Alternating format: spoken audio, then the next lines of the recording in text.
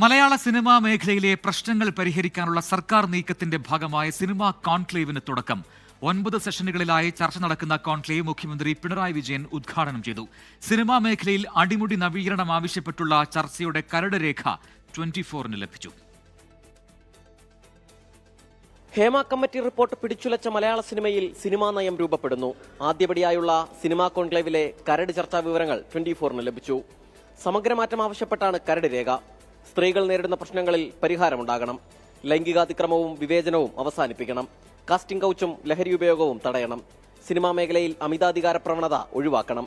എല്ലാ സംഘടനകൾക്കും ഏകീകൃത പെരുമാറ്റച്ചട്ടവും കരട് രേഖ ആവശ്യപ്പെടുന്നു. ശുചിമുറികളും വിശ്രമമുറികളും ഉറപ്പാക്കണം. തുറന്നു പറയുന്നവരെ സംരക്ഷിക്കണമെന്നും ഓൺലൈൻ കംപ്ലയിന്റ് പോർട്ടൽ വേണമെന്നും രേഖയിൽ പറയുന്നു. സിനിമാ നയം നിയമമാകണമെന്നും കരട് രേഖ ആവശ്യപ്പെടുന്നു.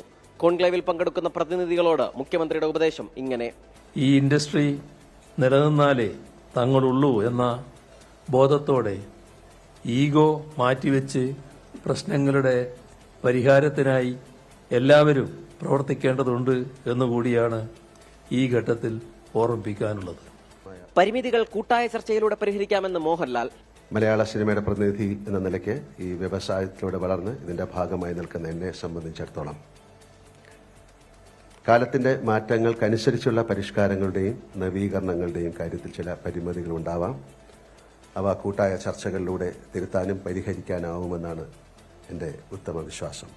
വനിതാ സിനിമാ പ്രവർത്തകർ മുഖ്യമന്ത്രിക്ക് നൽകിയ മെമ്മോറാണ്ടമാണ് കോൺക്ലേവിന് വഴിവെച്ചതെന്ന് സാംസ്കാരിക മന്ത്രി സജി ചെറിയാൻ.